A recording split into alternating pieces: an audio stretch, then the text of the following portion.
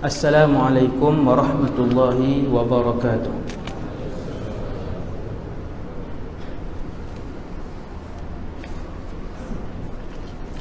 A'udzu billahi minasyaitonir rajim.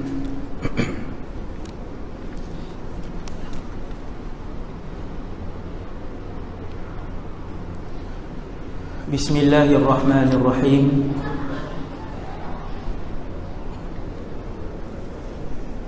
Alhamdulillahi rabbil alamin. Wassalatu wassalamu ala asyrafil anbiya'i wal mursalin.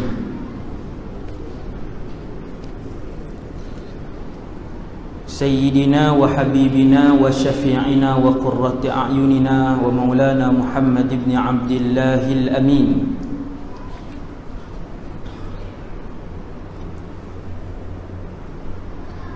Wa ala alihi wa ashabihi wa man tabi'ahum bi ihsanin ila yaumiddin. Wa la hawla wa la quwwata illa billah al-aliyyil azim. Wa la hawla wa la quwwata illa billah al-aliyyil azim.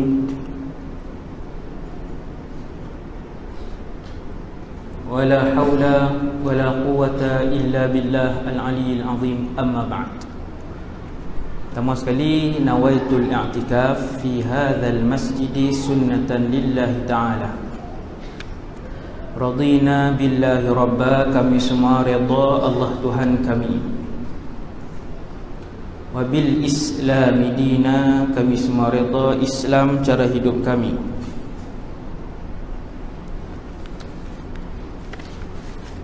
Wa bi Muhammadin nabiyyan wa rasula,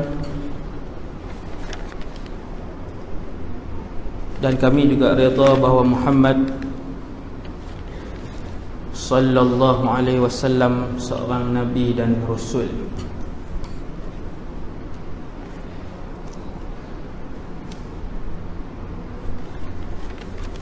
Alhamdulillah, syukur kepada Allah Subhanahu wa taala. Allah memberikan keizinan untuk saya dan kita semua esok kerja. Ni boleh main ramai ni, subhanallah. Esok kerja kan? Esok hari, saya hari tak ingat, Rabu. Esok Rabu. Esok Rabu semua bekerja dan bersekolah. Tajuk malam ni selalunya Imam Mahdi lah kan, alam barzakh, mahsyar, keindahan syurga, tajuk akhirat lah. Ni mai turun ke dunia balik, tajuk yang berkaitan dengan akidah, iaitu pertahankan Asy'ariyah.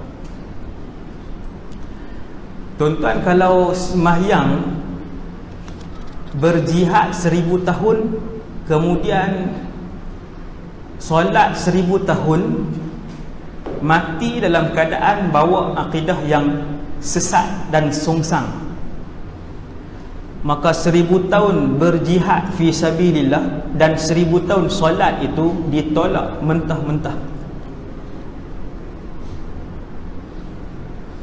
Sebab itu juga 3 ilmu fardu ain, 3 ilmu yang wajib atas tiap-tiap orang, bermula daripada yang di Pertuan Agong sampailah yang berniaga gaji kecil 1000 sebulan, wajib belajar 3 ilmu fardu ain. Yang pertama sekali adalah akidah. Penting. Kemudian selama ni sampai tahun 2017 saya mengambil pendekatan untuk tak sebut benda ni, sebab tengok pihak yang membuat onar ni, yang suka buat kacau, dia tak berapa agresif. Kemudian bila tengok dia mempertikaikan akidah, pegangan kita, maka saya ambil keputusan untuk dengan izin Allah, dengan mengharapkan hidayah daripada Allah Subhanahu Wa Taala untuk bercakap tentang perkara ini, iaitu tentang akidah. Tadi Ustaz Faizur Rahman dia ada sebut dah sikit, dia akan mengajak di sini kita apa saya tak tahu, tapi berkaitan dengan malam ni juga. Kita fiqh, tauhid, tasawuf. Kalau fiqh, mazhab paling terkenal 4 tu lah.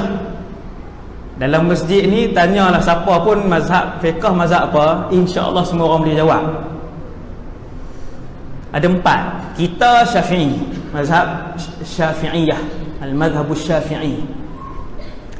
Kemudian ada mazhab Hanafi, tuan-tuan pernah dengar tak pelik, dan ada mazhab Maliki, ada mazhab Hanbali, As-Sadah Al-Hanabilah. Fiqh.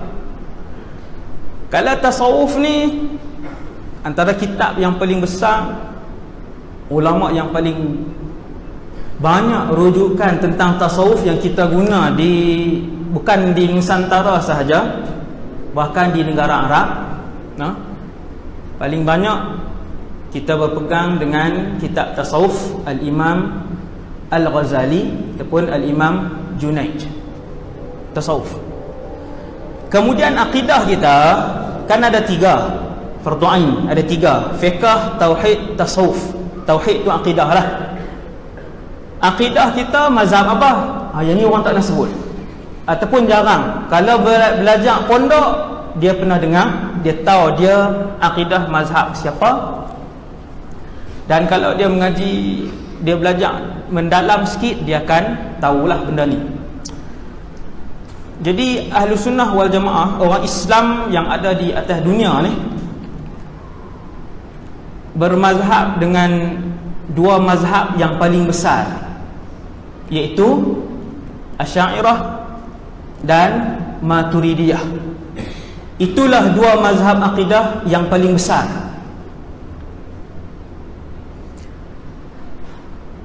Kemudian dia ada lagi mazhab akidah yang kecil, mazhab Ahlul Hadis, dan ataupun mazhab segelintir kecil Hanabilah. Saya tak rasa tak payah perinci lah, lagi pening macam ni je. Tuan-tuan bayang negara-negara umat Islam di Malaysia ni, di dunia ni, saya biasa lewat ni kan, lagi saya sebut salah apa tegak terus, jangan diam. Dia main macam-macam. Tuan-tuan bayang negara-negara umat Islam yang hari ni orang Islam lebih kurang berapa hari ni? Lama dah tak sebut bilangan. Orang Islam 1.5 bilion. 1.5 bilion. 90 hingga 95% adalah berfahaman Asy'ariyah ataupun Maturidiyah. Kalau tuan-tuan tengok negara yang mazhab fiqh ada Hanafi, macam Cina, 60 juta orang Islam Hanafi, mazhab Hanafi. Pakistan, berapa ratus juta orang Islam, mazhab Hanafi. Turki, 70 juta orang Islam, mazhab Hanafi. Bila sebut mazhab Hanafi, selalunya akidahnya akan bermazhab Maturidiyah yang diasaskan oleh Imam Abu Mansur Al-Maturidi. Ni nak tahu ni. Kemudian baki lagi, ni 1.5 bilion orang Islam ni, baki lagi yang bermazhab Syafi'i dan Maliki. Semua orang Islam dalam dunia ni yang bermazhab Syafi'i dan Maliki, Indonesia dengan 200 jutanya, kita dengan 25 juta lebih kurang, kemudian Syria, Jordan, sebahagian Mesir, Palestin, ni semua mazhab Syafi'i yang majoriti. Syafi'i dan Maliki, mazhab akidahnya ialah Asy'ariyah ataupun Asy'ari. Amai tuan-tuan? Amai. Kenapa isu ni? isu ni kita sebut sebab ada satu kelompok yang baru muncul pada kurun ke-13. Lepas muncul pada kurun ke-13, ke-12, kurun ke-12. Dia sini tuan-tuan nak faham kurun macam ni. Hari ni tahun ni 1438 Hijrah. Ini orang panggil kurun 15. Itu cara ulama sejarah, ulama Arab, muarikh, cara muarikh tentukan kurun ke berapa. Kita tahun ni 1438, bermaksud kita berada pada kurun ke-15. Saya buat contoh. Kita nak tahu satu orang imam tu kurun ke berapa, tengok tarikh wafat dia, bukan tengok tarikh lahir. Contoh, Imam Nawawi, dia wafat tahun 676 Hijriah. Maka Imam Nawawi ulama kurun ke-7. Imam Al-Ghazali wafat pada tahun 505 Hijrah. Maka Imam Al-Ghazali ulama kurun ke-6. Kita sekarang sudah masuk kurun ke-15. Pada kurun ke-12 muncul satu orang yang bernama Syekh Muhammad bin Abdul Wahhab, yang kepada nama dia dinisbahkan aliran Wahabiyah pada hari ini. Kemudian dia tukar sikit selepas berapa puluh tahun, nama Wahabiyah tu ditukar atas beberapa sebab yang saya dengar sendiri daripada ulama-ulama yang ahli sunnah wal jamaah dan juga ulama mereka sendiri. Adalah beberapa faktor yang menyebabkan nama tu kemudian bertukar kepada Salafiyah. Ingat, dia mula Wahabiyah pada nama pengasas tu, kemudian menjadi Salafiyah, kemudian hari ini di Malaysia, di Indonesia, di Asia Barat, negara-negara Arab dan juga di Afrika, yang pengikut-pengikut ni nama baru mereka ialah Ahlus Sunnah. Jadi dia sukalah media sunnah, pusat pengajian sunnah. Tapi bukan semua hak nama sunnah ni Wahabi. Cumanya mereka suka dengan nama tu. Kalau dia sembang dalam WhatsApp pun, kita kan sunnah. Dia sembang dalam WhatsApp pun, geng sunnah bila nak bergerak ke sana. Saya boleh tahu benda ni sebab mereka masukkan saya dalam salah satu grup, Alhamdulillah. Tapi saya tak cakap walaupun satu kataan, sebab saya nak tengok cara dia berfikir, cara dia bergerak, cara dia berbahas. Sama, seluruh dunia sama cara dia berbahas. Imam Syekh Muhammad bin Abdul Wahhab, dia wafat pada tahun 1115 Hijrah. Maka dia ulama kurun ke berapa tuan? 12. Cara nak faham kita sekarang kurun ke 15, dia ulama kurun ke 12. Ketika Imam Muhammad Abdul Wahhab ni, Syekh Muhammad Abdul Wahhab ni, dia keluar di Najd, dia membesar, dilahirkan di sana. Najd ni Riyadh hari ni, Saudi. Najd adalah Riyadh hari ni. Riyadh tu Saudi lah. Entah. Dia pun membesar, kemudian dia belajar dengan ayah dia sendiri, dan ayah dia seorang qadhi, orang alim bermazhab Hambali. Ayah Syekh Muhammad bin Abdul Wahhab ni nama Abdul Wahhab, nama ayah dia, seorang yang alim, al-qadhi. Dan dia juga ada seorang abang, nama abang kepada Syekh Muhammad bin Abdul Wahhab ni, yang dinisbahkan kepadanya Al-Wahabiyah, nama abang dia Sulaiman, Al-Syekh Sulaiman, alim juga. Dia pun belajar, kemudian sampai pada satu tahap dia keluar daripada kampung. Yang ni, cerita ni daripada mulut pendukung ataupun ulama-ulama As-Salafiyah sendiri, ulama-ulama yang kita panggil Wahabiyah ni. Sebab saya mendengar daripada dua-dua belah pihak berpuluh jam daripada pihak ni dan berpuluh-puluh jam daripada pihak ni. Dua-dua saya dengar. Yang saya cerita kat tuan-tuan daripada Syekh Nawaf ataupun Syekh Nawaf, spesies kita sebut namanya, bin Muhammad As-Salim. Boleh tengok dalam YouTube tapi bahasa Arab lah. Dia pun belajar Syekh ni, Syekh Muhammad bin Abdul Wahab, yang pengasas kepada Al-Wahabiyah, yang tuan-tuan duk tengok riuh rendah hari ni, sekarang ni. Jadi dia pun belajar dengan ayah dia sendiri, belajar dengan tok guru semua. Satu hari dia keluar, kemudian dia membaca buku-buku Imam Ibn Taymiyah. Baca, dia jumpa Syekh tu lah cerita. Sama ada dia baca sendiri ataupun dia belajar, wallahu alam. Syekh tu kata dia mempelajari kandungan buku-buku Imam Ibn Taymiyah. Imam Ibn Taymiyah satu orang yang mujtahid. Ni semua orang kena tahu, dia mujtahid. Ilmu dia sampai ke tahap mujtahid. Dia punya karangan dia ratusan. Karangan Imam Ibn Taymiyah mencecah ratusan. Seorang yang alim. 7 tahun saya belajar di Syria, saya tidak pernah mendengar sekalipun ulama-ulama Syam yang mencaci dan menghina Imam Ibn Taymiyah. Tak pernah. Mencaci dan menghina tak pernah. 7 tahun saya belajar.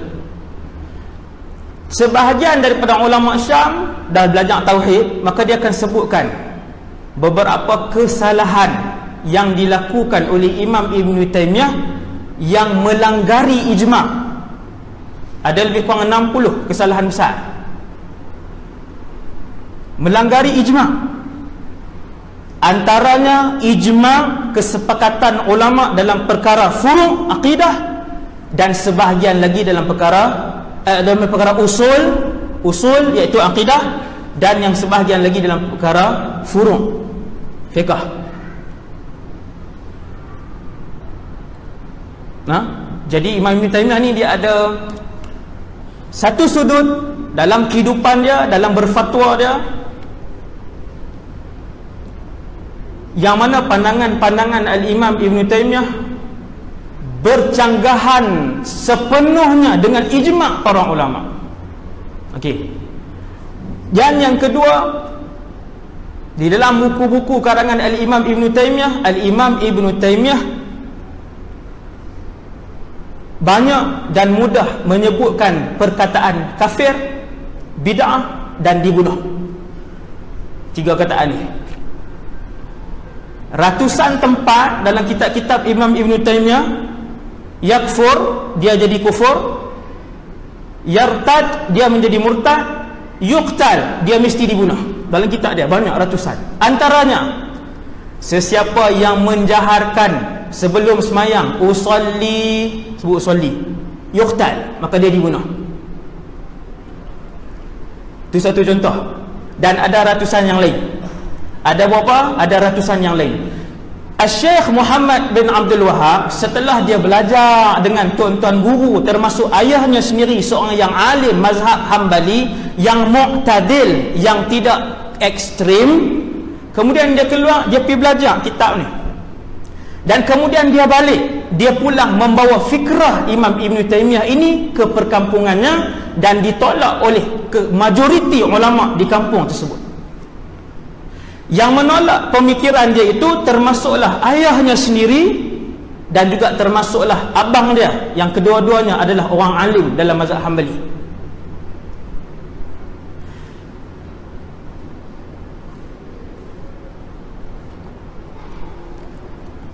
Ada bukti kah abang dia tolak pendapat dia dan tolak keadaan dia macam tu?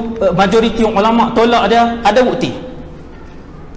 Abang dia Syekh Sulaiman bin Abdul Wahab, abang kepada Syekh Muhammad yang pengasas Wahabi tadi ni, abang dia Syekh Sulaiman karang 2 kitab. Mengarang 2 kitab, kitab tu boleh didapati untuk menyerang kembali pendekatan cara pemikiran baru yang dibawa oleh adik dia. iaitulah kitab yang pertama, Faslul Khitab fi Radd ala Muhammad ibn Abdul Wahhab. Adik dia sendiri, satu perkataan yang muktamad, Faslul Khitab fi Radd, di dalam menolak ala Muhammad ibn Abdul Wahhab. Abang ni sendiri karang. Bila saya dengar daripada ulama Wahabi sendiri, ulama Wahabiyah Salafiyah sendiri bercakap tentang Syekh Abdul Wahhab, mereka panggil imam. Sebab tu saya kadang saya sebut imam tu, dan saya duk dengar banyak, lebih berpuluhan jam saya dengar. Untuk adil, saya nak tengok dia sendiri. Syekh akan sebut ketika itu, ketika Imam Muhammad Abdul Wahhab, kata mereka memanggil dia Imam Mujaddid. Setiap 100 tahun Nabi sebut dalam satu hadis yang sahih, Allah akan menghantar seorang mujaddid. Hebatlah mujaddid ni. Dia ni yang akan membuat memperbaharui urusan agama, menguatkan urusan agama tiap-tiap 100 tahun. Imam As-Suyuti karang satu bait syair, dia himpunkan 10 orang mujaddid ni. Di sisi Wahabiyah Salafiyah, Muhammad bin Abdul Wahhab adalah salah seorang imam mujaddid, besarlah di sisi mereka. Tapi di sisi ulama kita, Syekh Muhammad bin Abdul Wahhab adalah seorang yang membawa menghidupkan kembali satu fikrah dan pendekatan yang salah dan sungsang yang pernah dipelopori oleh seorang imam mujtahid, imam besar, iaitu Al-Imam Ibn Taymiyah. Imam Abdul Wahhab dia bawa balik, dihidupkan balik, lalu ditolak. Majoriti ulama ketika tu tolak. Maka ketika saya dengar ceramah Dr. Uthman Al-Khamis, saya sebut nama lah ulama-ulama ni kan, Syekh Nawaf Ibn Salim ni, dan 5-6 orang lagi yang lain, ramai yang saya dengar, mereka akan sebut, ya, ketika Imam Muhammad bin Abdul Wahhab, mereka sebut, jangan sebut macam tu, ketika Imam Muhammad bin Abdul Wahhab membawa pembaharuan agama, membawa akidah yang benar, dia ditolak oleh majoriti ulama pada ketika tu. Maka kata mereka, perkara ini bukanlah satu aib, kerana para nabi juga ditolak ketika ketika dahulu. Saya pun duduk termenung balik, saya kata nabi bawa, yang tolak tu orang kafir. Yang Syekh Muhammad ni bawa, saya berfikir, bila dia bawa, yang menolak dia majoriti ulama Mekah, mufti-mufti Mekah, abang dia sendiri, ayah dia sendiri, yang menolak itu orang Islam yang alim. Bermaksud kamu buat kesalahan, bermaksud kamu lakukan satu benda yang tidak betul. Sepikian tuan-tuan yang dirahmati Allah sekalian, kenapa kita bercakap tajuk ni?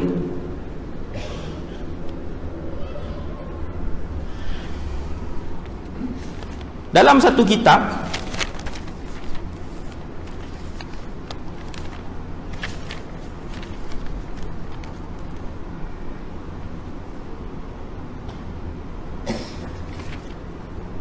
ambil duduk taman lah, belambak buku pun.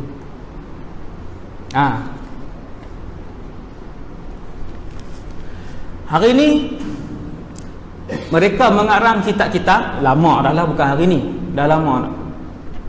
Antara tajuk-tajuk kitab akidah yang dikarang ialah Pembatalan Akidah Asy'ariyah dan Maturidiyah. Tajuk kitab, tuan-tuan buka mana sahaja laman web Wahabiyah Salafiyah hari ni, laman web akidah, di dalam itu dia akan sebut Ahlus Sunnah wal Jamaah ialah As-Salafiyun ataupun Ahlul Hadis, mereka lah. Dan antara firqah yang munharifah, kumpulan yang tersasar, kumpulan yang dhalah, yang sesat, itu ditulis ni, Asy'ariyah dan Maturidiyah. Ramai tak sesat lah dunia ni? Ramai. Yang masuk syurga sikit je, kumpulan tu je. Tuan-tuan, atas dunia ni 1.5 bilion orang Islam, paling kecil sekali ialah mazhab Hambali. Dia yang paling kecil sekali, hanya 5% dari dalam dunia ni. 5% tu pula hanya sebahagian saja yang berfikiran macam ni, yang berfikiran ekstrim macam ni, yang mengeluarkan Asy'ariyah dan Maturidiyah daripada kumpulan Ahlus Sunnah wal Jamaah. Orang pertama yang mengeluarkan Asy'ariyah daripada Ahlus Sunnah wal Jamaah ialah tokoh yang diambil maklumat tadi ini oleh Imam Syekh Muhammad Abdul Wahab, iaitu Imam Ibnu Taimiyah dalam kitab dia Al-Fatawa. Ada dalam kitab dia Al-Fatawa. Al-Asy'ariyah mereka lah mukhannafi al-Mu'tazilah. Kalau Mu'tazilah tu jantan, Asy'ariyah ni hak betina. Mu'tazilah hak memang sesat tu disebutkan oleh Imam Ibn Taimiyah. Jadi dialah antara orang yang paling awal mengeluarkan Asy'ariyah. Kemudian bila Syekh Muhammad bin Abdul Wahab dia hidupkan kembali fikrah ini, dia juga mengeluarkan Asy'ariyah daripada Ahlus Sunnah wal Jamaah. Ada dalam kitab-kitab dia. Kemudian ulama Wahabiyah Salafiyah sendiri, antaranya dalam kitab syarah kitab Tauhid min Sahih al-Bukhari karangan Syekh Abdullah bin Muhammad Al-Ghanaiman, ulama mereka sendiri dia sebut wa qad intasaba ila al-Asy'ari, telah dinisbahkan kepada mazhab Asy'ari kita aktsarul alamil islami, majoriti penduduk di alam di umat Islam, di negara-negara Islam al-yaum, hari ini, min atba'il madhahibil arba'ah, daripada kalangan pengikut imam yang 4. Begitu juga dalam satu kitab Pembatalan Aqidah Asy'ariyah dan Maturidiyah karangan Khalid Al-Ghamidi,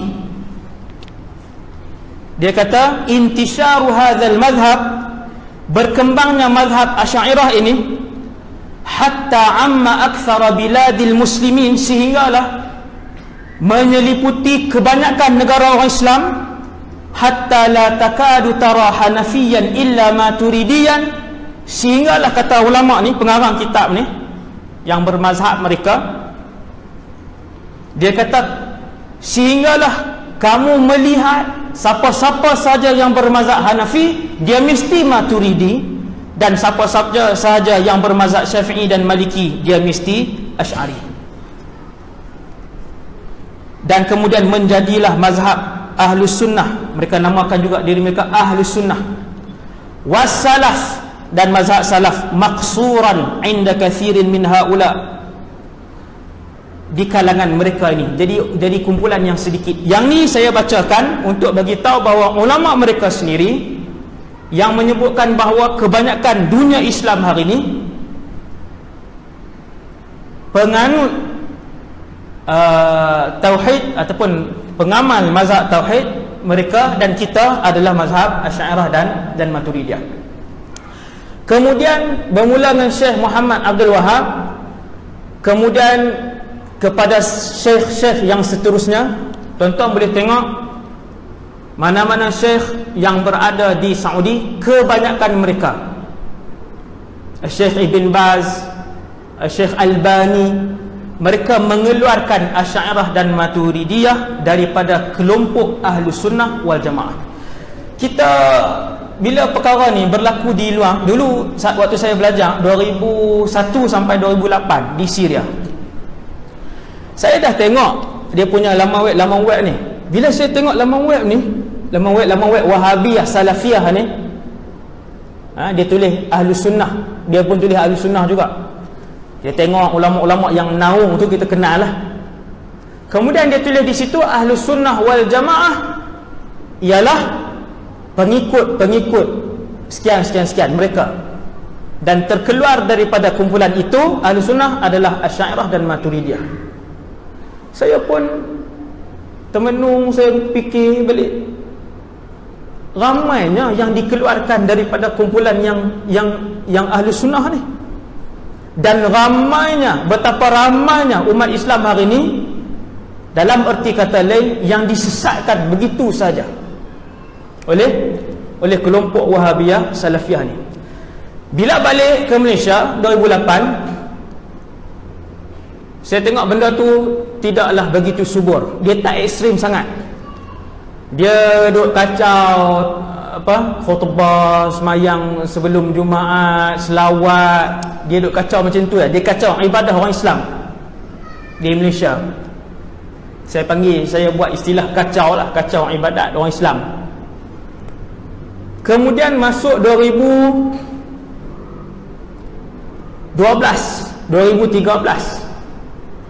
saya berulang alik juga kadang-kala ke negeri Perlis. Kita tengok dia punya banner dia. Sekali kita lalu naik satu banner, bahaya hadis dhaif dan hadis palsu. Banner ceramah, tajuk ceramah, bahaya hadis dhaif dan hadis palsu. Tengok penceramah, kita tahulah senarai hak 16 orang tu lah, salah seorang lah, no? Yang faham senaraikan, yang Johor senaraikan 90% tu betul lah tu. Tengok tajuk ceramah, tengok penceramah tu, hadis dhaif bahaya. Bila baca tajuk tu, dia jadi macam tak berapa masuk dengan apa yang kita belajar dulu. Bukanlah kesemua hadis dhaif itu ditolak mentah-mentah, tetapi inilah yang diserap, diterap dan telah pun difahami kebanyakan pengikut baru dan tegar hak baru-baru tu belajar Wahabi Salafi ni. Maka mereka bila mai satu isu, ada hadis sahih, ada hadis sahih, bagus soalan, ada hadis sahih. Tapi bila hadis-hadis dhaif berhimpun turuk dia dan kemudian menjadi hasan li ghairihi, maka dia boleh menjadi hujjah ataupun adillah dalam hukum fiqh. Maka disebabkan kumpulan ni dia duk ajak hadis dhaif buang, hadis dhaif buang, hadis dhaif tak boleh pakai, maka hak baru-baru duk belajar ni, dia tengok hadis dhaif terus ditolak. Dan itu adalah salah satu daripada manhaj yang salah yang diperkenalkan, yang sehari ini sudah pun merebak di kalangan sebahagian orang Islam. Kemudian antara tajuk yang membuatkan kita berasa perlu untuk bercakap ialah apabila satu orang ni, semua hak geng-geng PhD lah ni kan, kebanyakannya PhD hadis lah, hak dua belah utara ni. Tuan-tuan, tajuk ceramah kesesatan akidah Asy'ariyah. Kesesatan akidah Asy'ariyah. Kita ni mazhab apa? Bila dia sebut sesat, apa implikasi dia? Ketika ulama-ulama mereka dalam dan luar negara menghuraikan hadis taftariqu ummati ila 73 firqah, Nabi kata umat aku akan berpecah kepada 73 kumpulan, kulluhum finnar, kesemua akan masuk ke dalam neraka kecuali satu, mereka ialah ahlus sunnah wal jamaah. Satu hak selamat tu ahlus sunnah wal jamaah. Dan ketika ulama-ulama Wahabiyah Salafiyah menghuraikan hadis ini, mereka kata kita tu dia lah, mereka lah ahlus sunnah wal jamaah. Asy'ariyah dan Maturidiyah terkeluar daripada ahlus sunnah wal jamaah, tapi tak kufur. Dia sebut yang tu saya kena adil. Dia sebut mereka tidak kufur, tetapi iman mereka tidak selamat. Adakah mereka ahlu sunnah? Mereka bukan ahlu sunnah wal jamaah. Yang ni perbahasan yang sangat penting. Sebab kalau dulu dia menegur ibadah, bukan dulu saja, sampai hari ni lah, sampai hari ni, di mana ada Wahabiyah Salafiyah, di situ ada perpecahan dan kekeliruan. Di mana ada Salafiyah Wahabiyah, di situ ada perpecahan dan kekeliruan sampai hari ini. Masalah-masalah fiqh yang telah pun sebahagiannya mu'tamad, yang sebahagiannya yang lain telah pun diamalkan oleh masyarakat yang bermazhab Syafi'i, kemudian ditimbulkan dengan fahaman lain, mazhab lain saja, timbulkan mazhab lain. Dan yang lebih bahaya lagi ialah apabila fahaman ni dia menyentuh sekarang ni tentang akidah. Kita terkeluar ni tuan ni tuan-tuan ni terkeluar kan, walaupun ada yang salafi ni, berapa orang dalam ni mungkin ada kan, dia nak mai dengar. Inilah hakikat dia tuan yang dirahmati Allah Subhanahu wa taala sekalian. Kemudian antara perkara yang perlu kita tahu ialah tuan-tuan yang dirahmati Allah sekalian, pertahankan Asy'ariyah. Maka kita, sebahagian daripada kita tak belajar akidah, sedangkan dia fardu ain. Kena cari tuan-tuan, sebab salah satu yang akan disoal oleh Allah kita dan juga anak isteri kita ialah 3 ilmu fardu ain tadi. Sudahlah kita tak belajar, kemudian bila orang kata kamu ni sebenarnya adalah salafiyah, kita berkata sedap kot nama tu, tak apalah, mulai hari ni saya salafiyah. Dan kamu bukan Asy'ariyah, kita pun dengar bukan Asy'ariyah, dia pun tak pernah dengar Asy'ariyah. Dia kata kalau macam tu baguslah, saya pejuang salafiyah lah bermula hari ni. Tukar nama Facebook, pejuang salafi, kuda salafi, macam-macam lah nama. Tak tahu sebab tak belajar. Maka tuan-tuan yang dirahmati Allah, kalau kita nak tahu dalam dunia ini, macam yang saya sebut tadi, majoriti adalah Asy'ariyah dan juga Maturidiyah. Bila bermula mazhab Asy'ariyah dan Maturidiyah ni, tuan-tuan sekalian, mazhab Asy'ariyah dan Maturidiyah ni, dia punya sejarah ringkas dia diasas oleh Imam Abul Hasan Al-Asy'ari. Ada seorang sahabat selalu kita dengar nama dia Sayyidina Abu Musa Al-Asy'ari. Abul Hasan Asy'ari, pengasas mazhab akidah kita ni, dia adalah daripada susur galur keturunan sahabat yang alim tadi, Abu Musa Al-Asy'ari, dia keturunan tu. Orang kata, Ustaz, mazhab Asy'ariyah ni tak ada pun zaman Nabi, tak ada zaman sahabat, tak ada zaman tabi'in, tak ada zaman tabi'in, tak ada. Nabi puji umat dia, Nabi kata umat aku yang terbaik 3 kurun yang pertama. Tadi kita belajar dah pasal kurun.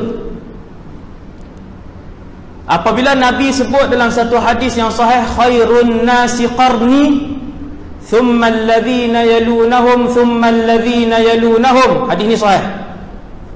Sebaik-baik manusia adalah mereka yang hidup pada zaman aku, di kalangan umat aku, sahabat. Thumma alladhina yalunahum tabi'in, thumma alladhina yalunahum tabi'in. Mereka berpegang dengan mereka, ataupun mereka ni digelar sebagai salaf. Kemudian Imam Abu Hasan Asy'ari ni, tuan-tuan yang dirahmati Allah sekalian, Imam Abu Hasan Asy'ari muncul, dia wafat pada tahun 324 Hijrah. Maka dia ulama kurun yang ke-4. 324, dekat ke jauh dengan zaman salaf tuan-tuan? Dekat. Umat Nabi Muhammad sampai malam ni dah masuk kurun ke-15. Nabi puji kurun pertama, kurun kedua, kurun ketiga, Nabi puji ini kurun yang terbaik. Iman mereka terbaik, akidah mereka terbaik, ibadah mereka terbaik. Pengasas mazhab Asy'ariyah, dia hidup pada kurun yang ke-4, 324 dia wafat. Bahkan dia hidup pada zaman yang tahun salaf tu, tahun 200 lebih dia hidup pada zaman tu.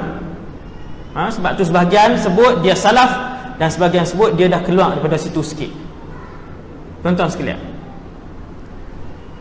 ketika Mu'tazilah zaman tu, kurun ketiga keempat ni, Mu'tazilah menjadi mazhab negara. Memang ketika itu ada pemerintahan Islam, khalifah. Mazhab akidah dia adalah Mu'tazilah, yang memang sesat. Maka ulama Mu'tazilah ramai, beasiswa diberikan kepada mereka yang belajar mazhab Mu'tazilah, sekolah-sekolah Mu'tazilah, sekolah agama, universiti Mu'tazilah banyak. Ulama ahli sunnah ni kurang, tak, dia jadi kurang bercakap, tak boleh nak berhujah, sehinggalah muncul, saya ringkaskan, Imam Abu Hasan Asy'ari ni dia mengkaji balik, dia asalnya mazhab Mu'tazilah juga, kemudian dia bertaubat. Dia mengiklankan taubatnya di sebuah masjid dengan jelas kepada semua orang. Dia kata, saya berlepas daripada mazhab i'tizal dan saya mula memperjuangkan mazhab baru ni, mazhab khalaf. Ketika itu, kata para ulama, ketika Imam Abul Hasan Asy'ari mula bercakap mewakili Ahlus Sunnah wal Jamaah, ulama-ulama lain mula bersemangat, mula boleh melantun dan membalas hujah dengan ulama Mu'tazilah. Hebatlah pengasas ni, pengasas mazhab ni, seorang yang sangat hebat ni. Dia asaskan mazhab Asy'ariyah ni. Bermula daripada situ, tuan-tuan yang dirahmati Allah sekalian,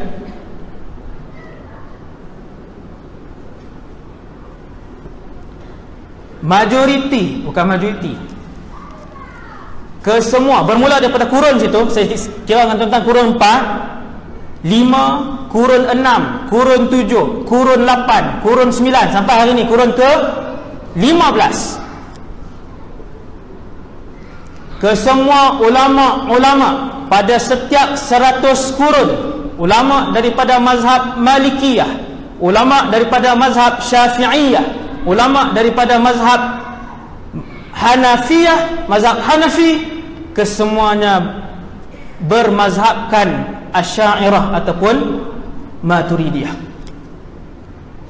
Tuan-tuan sebut ulama-ulama yang tuan-tuan kenal, yang besar. Al-Imam Al-Ghazali, ulama-ulama yang besar, kesemuanya bermazhab Asy'ariyah. Ini saya nak bagi tahu kepada saya dan kita semua, tuan-tuan yang dirahmati Allah sekalian, mazhab ini adalah satu mazhab yang lama, dan kita bukanlah mencipta satu mazhab yang baru, tetapi mazhab Asy'ariyah dan Maturidiyah ini disusun, dikembangkan, dikekalkan oleh ribuan ulama-ulama mujtahid sepanjang 12 kurun lamanya.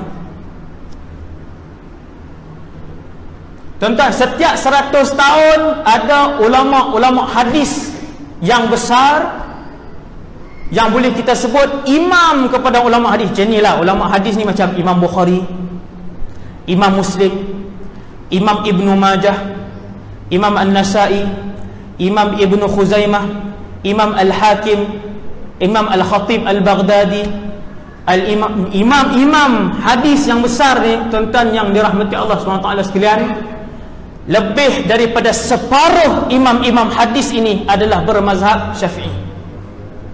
Yang ni tak boleh diingkari, yang ni boleh dikaji. Hari ni semua orang boleh kaji. Sebutkan 100 ulama besar hadis sepanjang 14 kurun dan lihat lebih daripada separuh adalah bermazhab Syafi'i, dan mereka adalah bermazhab, dan akidahnya bermazhab Asy'ari ataupun Asy'ariyah. Tuan-tuan, saya sebut benda ni supaya tuan-tuan boleh berfikir. Bila ada ustaz-ustaz, bila ada penceramah-penceramah dalam YouTube dan sebagainya yang menyebut tentang kesesatan Asy'ariyah, maka terbayanglah di fikiran tuan-tuan, lelaki ataupun ustaz itu telah mengeluarkan ribuan ulama hadis dan ulama-ulama besar Islam daripada kumpulan Ahlu Sunnah wal Jamaah, dan betapa berani apabila dia sebut perkataan itu di negeri, di negara yang mazhab akidah kita adalah Asy'ariyah. Berani sebut tak mereka sekarang ni? Mereka sudah berani sebut. Mereka dah berani bentang-bentang saja. Mereka dah berani cakap dalam YouTube. Mereka dah berani ceramah di mana masjid dan tempat yang bawa masuk mereka. Mazhab ulama-ulama besar. Ni saya ada senarai. Puluhan lagi yang lain. Sehingga kan ketika Al-Imam As-Suyuti yang wafat pada tahun, silap saya, 911 Hijrah, Imam Suyuti, ulama kurun ke-10. Imam Suyuti ni mengarang ratusan buah kitab, mujtahid, ratusan buah kitab mujtahid. Tidak ada ilmu kecuali Imam Suyuti menulis di dalamnya. Dia pun karang satu syair, beberapa bait syair lah dia himpunkan. Kan Nabi sebut setiap 100 tahun ada mujaddid. Maka Imam As-Suyuti pun dia pilih, dia sendiri melihat siapakah mujaddid setiap 100 kurun itu. Dia pilih ulama-ulama terhebat, bermula dengan Umar ibn Abdul Aziz. Ini tuan-tuan kenal Sayyidina Umar bin Abdul Aziz, keturunan Sayyidina Umar bin Al-Khattab, keturunan cicit.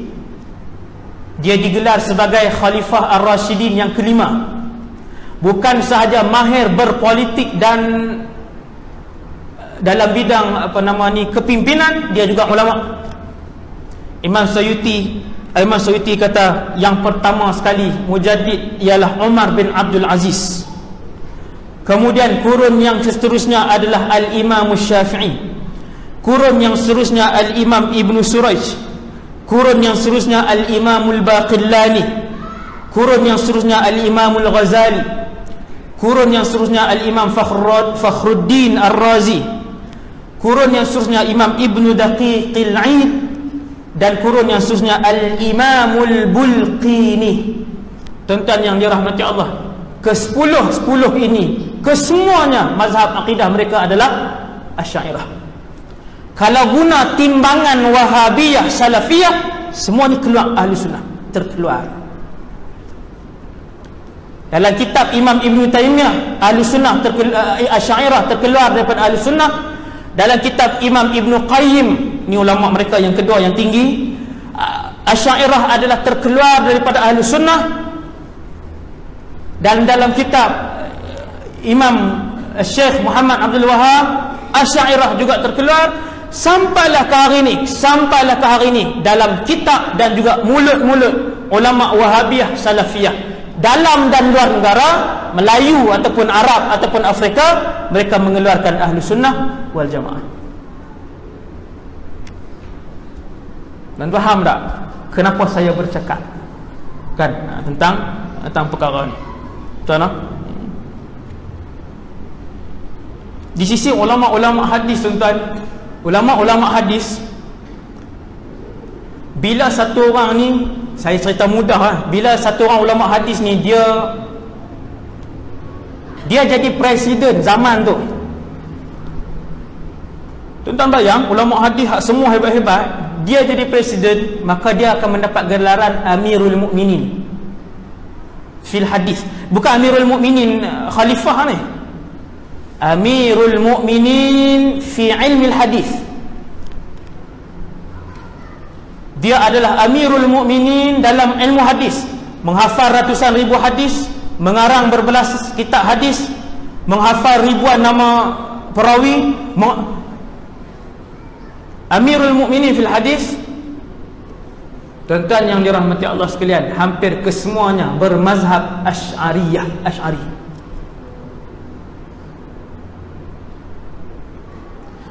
Apa ulama Wahabi Salafi bila beramainya imam hadis sendiri, Amirul Mukminin hadis sendiri bermazhab Asy'ariyah, maka mereka serang macam mana, tuan? Dia buat keluar buku di Saudi lah, banyaknya buku. Kemudian tuan-tuan nak tengok buku tu diterjemahkan di Indonesia, diterjemahkan di negara Afrika, sama aja, rentak dia sama. Di Malaysia, apa dia terjemahkan? Dia buat satu buku, maka buat satu seminar. Imam Abu Hasan Al-Asy'ari keluar daripada mazhab khalaf. Dia sendiri tak jawatan pula dah. Tuan-tuan nampak, dia serang kepada pengasas. Saya guna bahasa diserang lah, bukannya dia serang macam mana. Tetapi kita tengok, dia buat pembentangan, dia buat seminar, dia kata Imam Abu Hasan Asy'ari yang mengasaskan mazhab Asy'ariyah, di akhir hayatnya dia tinggalkan mazhab tu. Tuan-tuan fikir, oh, Imam Abu Hasan Asy'ari kurun ke berapa tadi kita sebut? Kurun ke awal kan? Kurun keempat awal. Kemudian kurun ke-5, kurun ke-6 ada Imam Ghazali, ada Imam Nawawi, ada Imam Khatib Al-Baghdadi, ada Imam Ibn Hajar, ada Imam Ibn Katsir, ada Imam Baihaqi, ada Imam Al-Haythami, ada Imam Daraqutni. Ni yang kurun 4, 5, 6, 7, 8 yang berapa kurun ni?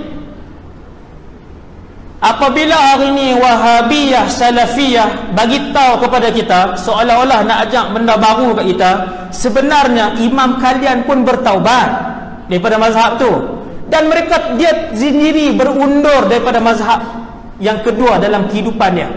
Mula-mula dia mazhab I'tizal, mazhab Mu'tazilah, kemudian dia mengasaskan mazhab Khalaf ni yang mentakwilkan ayat-ayat sifat, mazhab Khalaf. Kemudian Wahabiyah, Salafiyah hari ini dalam negara dan luar negara ajar kita imam tu dah keluar daripada mazhab dia dulu. Kita pun fikir balik, 1000 ulama besar dunia yang hidup yang saya sebut tadi, kesemuanya tak tahu Imam Abu Hasan Asy'ari dah keluar, kecuali mereka ni saja yang tahu. Alimnya mereka ni. Kena cerdik tuan, kena cerdik, kena fikir, kena memfikir. Masya Allah, alimnya ulama hari ni yang duduk di Saudi dan yang duduk di Malaysia ni, yang banyak di utara ni. Alimnya kamu 12 kurun ulama tak tahu Abu Hasan Asy'ari keluar daripada mazhab lama, mereka memperjuangkan mazhab Asy'ariyah, kamu hari ini bagi tahu mereka keluar. Oh, hebat, Masya Allah. Faham tak tuan?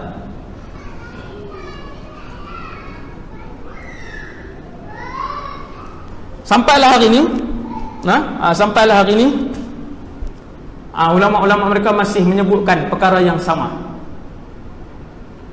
Kemudian ada 2 orang imam hadis tuan-tuan. Ada 2 orang imam hadis mazhab Syafi'i, 2 orang, iaitulah Al-Imam An-Nawawi, ulama kurun ke-7, dan juga Al-Imam seorang lagi Ibn Hajar Al-Asqalani. Tuan-tuan sekalian, selepas Al-Quran, kitab yang paling agung sekali di sisi ulama, sisi kita lah Ahlussunnah wal Jamaah, termasuk Wahabiyah, Salafiyah, kitab yang paling suci sekali daripada tuan-tuan selepas Quran. Yang pertama Sahih Bukhari, yang kedua Sahih Muslim. Sahih Bukhari duduk nombor 2, Sahih Muslim duduk nombor 3 dari sudut kitab yang paling suci. Tuan-tuan sekalian, pengarang terbaik, pensyarah terbaik, saya silap, pensyarah terbaik kepada Sahih Al-Bukhari jatuh kepada, yang tak ada khilaf, Al-Imam Ibn Hajar Al-Asqalani. Dia ambil Sahih Bukhari, dia syarah Sahih Bukhari, nama dia Fathul Bari, panjang ni. Itulah syarah Sahih Bukhari yang terbaik yang pernah ada di dalam dunia penulisan umat Islam sampai hari ini, 1438 Hijriah. Ulama Wahabi kata apa? Imam Ibn Hajar pun keluar daripada mazhab Asy'ariyah juga. Ni yang tuan-tuan tak dengar. Ni saya cerita malam ni. Dia kata apa? Dalam ceramah dia, luar dan dalam negara, hujahnya sama, rentaknya sama, faktanya sama. Dia kata Imam Ibn Hajar pun keluar daripada mazhab Asy'ariyah. Dia meninggalkan mazhab Asy'ariyah. Oh, habis siapa dia lagi yang keluar? Kitab ketiga yang paling dari sudut kesucian adalah Sahih Muslim. Pengarang terbaik, pensyarah terbaik Sahih Muslim siapa tuan-tuan? Ialah jatuh kepada Al-Imam Muhyiddin Abu Zakaria Yahya bin Sharaf An-Nawawi. Imam Nawawi dah tu, saja sebut panjang sikit. Saja sebut panjang sikit. Imam Nawawi, dialah dinobatkan oleh para ulama sebagai pensyarah terbaik kepada Sahih Muslim. Tuan-tuan sekalian, ulama Wahabi hari ini sebut Imam Nawawi pun telah meninggalkan mazhab Asy'ariyah, dan sebenarnya bukan meninggalkan, dia bukan mazhab Asy'ari. Dulu orang sebut Wahabiyah Salafiyah ni suka, kadang-kadang mereka berbohong, bertaqiyah. Saya tak boleh terima dulu, tapi sekarang tidak lagi.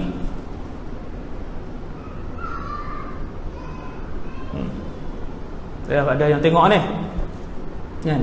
Dulu bila orang sebut, orang yang ekstrim lah, yang ahli sunnah yang ekstrim sebutkan, jaga-jaga Ustaz, Salafiyah ni dia suka banyak ni. Tapi sekarang bila dah tengok perkembangan dia, kita jadi risau. Kita jadi benda tu merisaukan. Tuan-tuan yang dirahmati Allah sekalian, antara perbezaan besar, yang ni last lah, cukup lah 10-20 lah, 10 minit selingan je. Ni dia banyak siri ni, dia akan jadi 5, 6, 7, 8 siri InsyaAllah. Yang ni siri ni saya buat mukadimah di masjid tuan-tuan. Saya pun tak teratok lagi kan apa semua ni. Tuan-tuan yang dirahmati Allah sekalian, dengan manhaj Wahabiyah Salafiyah ni kita kena faham satu lagi perkara, ialah ulama kita menyebutkan sesuatu benda tu sunnah ataupun sunat, dan dia sebut benda tu bid'ah. Beza banyak ke sikit kita ni? Ini soalan dia. Ini memang cakap kedah pure terus ya. Tak boleh nak kontrol dah. Tuan-tuan, orang tertanya-tanya, Ustaz, besarkah beza kita dengan Wahabiyah ni, Salafiyah ni? Kita bukan nak berperang, kita bukan nak bermusuh.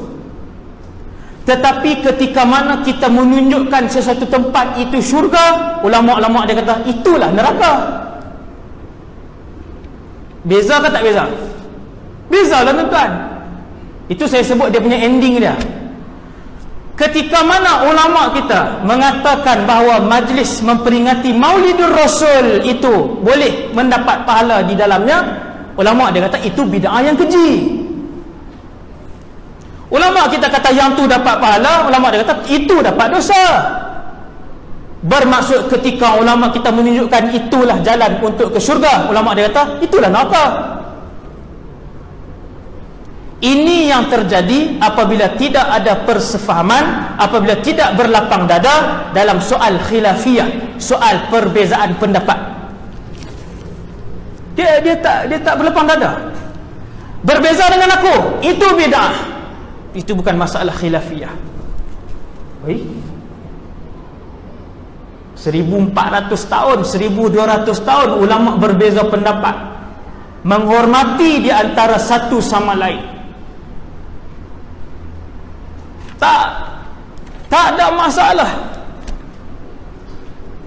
Al-Imam Syafi'i waktu solat berdekatan dengan maqam Imam Abu Hanifah mayang subuh, Imam Syafi'i tidak melakukan qunut. Dia kata kerana menghormati tuan kepada maqam ini.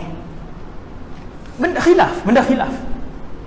Tetapi apabila khilaf, perkara-perkara yang khilafiyah disebutkan oleh ulama Wahabiyah Salafiyah sebagai mungkar, bid'ah yang keji, bermaksud yang ni perbezaan yang ketara, perbezaan yang berat. Macam mana nak berlapang dada? Apabila ulama kami tunjuk ini jalan syurga, ulama kalian kata itulah jalan ke neraka. Tuan faham tak?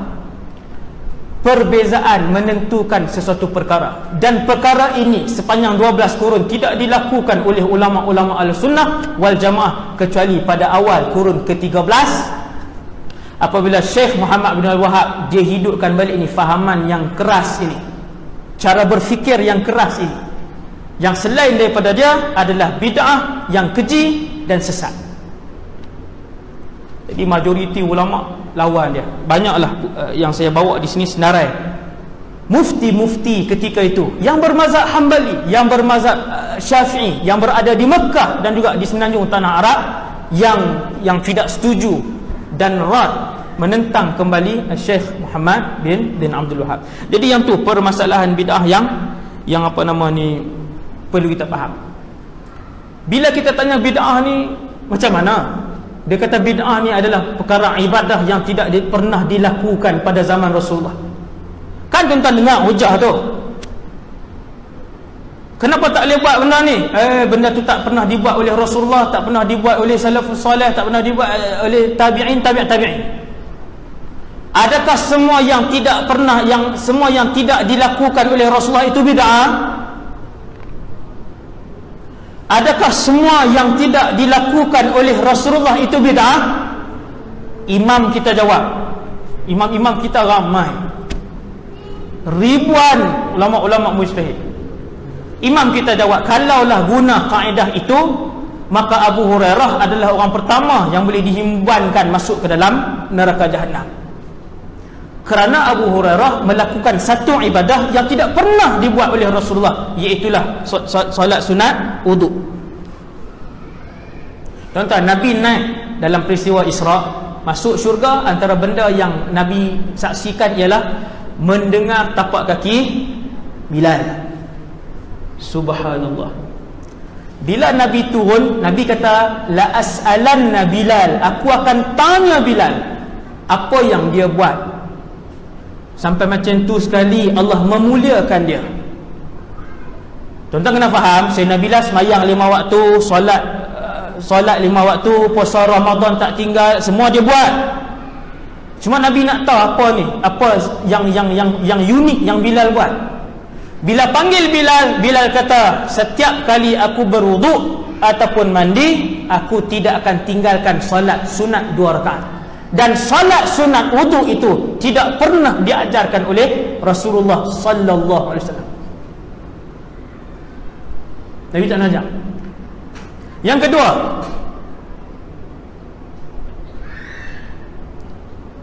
sahabat nama Khubayb ibn Adi. Sejam cerita Khubayb ibn Adi. Tuan-tuan boleh tengok.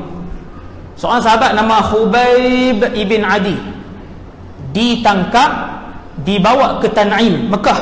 Dululah, zaman dulu, dibawa ke Tan'im, dihimpunkan semua orang Mekah untuk disaksikan pembunuhan balas dendam ke atas Khubayb ibn Adi radhiyallahu anhu asy-syahid.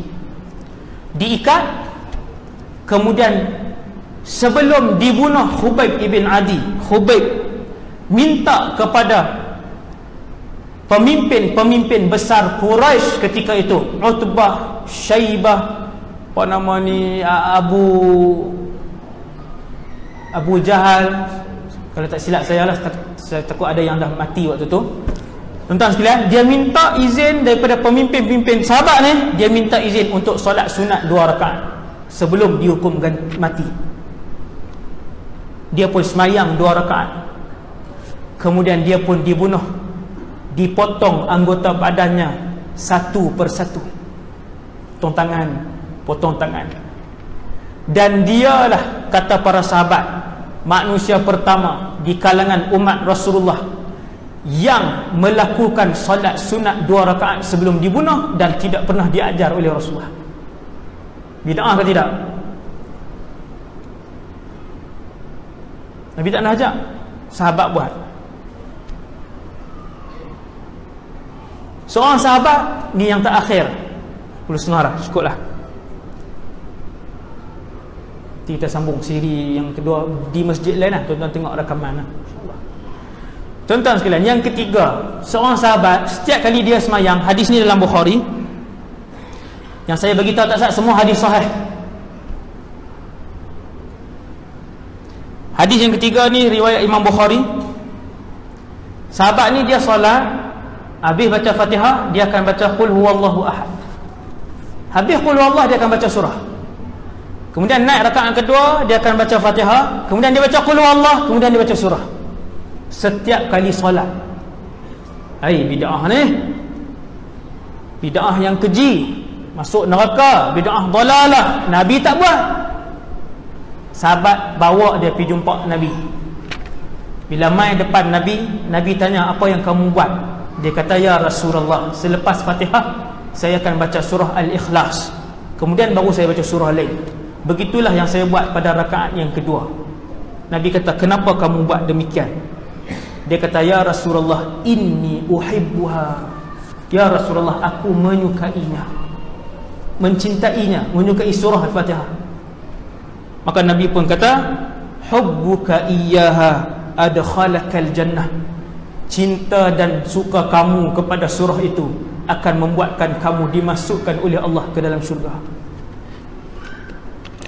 Tuan-tuan yang dirahmati Allah sekalian, jadi itulah perbezaan kita, antara perbezaan kita yang besar di antara kita dengan mazhab Al-Wahabiyah As-Salafiyah yang sedang berkembang, yang sedang disebarkan, yang sebahagian kita tak tahu. Itulah antara beberapa yang saya sebut secara ringkaslah malam ni. Saya akan sambung lagi dalam ceramah di tempat lain, ada yang telah pun disusun oleh orang ramai lah, insya-Allah. Sambungan kepada kefahaman pada malam ni, tuan-tuan. Dan yang terakhirnya, tuan-tuan boleh juga, siapa yang rajin, dia boleh tengok dalam Malaysia ni ada 14 orang mufti, dan dalam dunia ni ada berapa ratus orang mufti. Dia boleh lihat mufti-mufti kita di Malaysia ni 13 bermazhab Asy'ariyah. Ketika fahaman ini mengeluarkan Asy'ariyah daripada Ahli Sunnah wal Jamaah, mereka mengeluarkan ke semua mufti ni. Mufti Brunei, mufti semua, sama ada Asy'ariyah ataupun Maturidiyah. Jadi tuan-tuan, sama-samalah kita mendalami pemahaman akidah Asy'ariyah supaya kita dapat menjaga akidah kita, dan juga dapat menjaga akidah anak-anak dan isteri kita, supaya kita dapat bertemu dengan Allah Subhanahu Wa Taala, membawa akidah yang sahihah dan dimasukkan oleh Allah Subhanahu Wa Taala ke dalam syurganya, insya-Allah taala. Yang baik daripada Allah yang Maha, dan kurang daripada diri saya sendiri. Aqulu qali hadza astaghfirullahal azim li wa lakum. Assalamualaikum warahmatullahi wabarakatuh.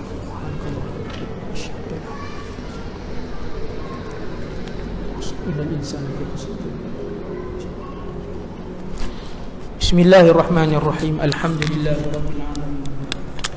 Wassalatu wassalamu ala asyrafil anbiya'i wal mursalin wa ala alihi washabbihi ajma'in. Allahumma 'allimna ma yanfa'una, ya Allah, ajarna ilmu manfaat wa anfa'na bima 'allamtana, ya Allah, manfaatkan ilmu warzuqna barakah wa zidna 'ilman wa 'amalan wa ikhlasan fi hayatina. Tabarakallah pada kami, ya Allah, yang mengamal ibadah dan keikhlasan. Sallallahu alaihi wasallam Muhammad wa ala alihi wasallam. Alhamdulillah. Amin. Assalamualaikum warahmatullahi wabarakatuh.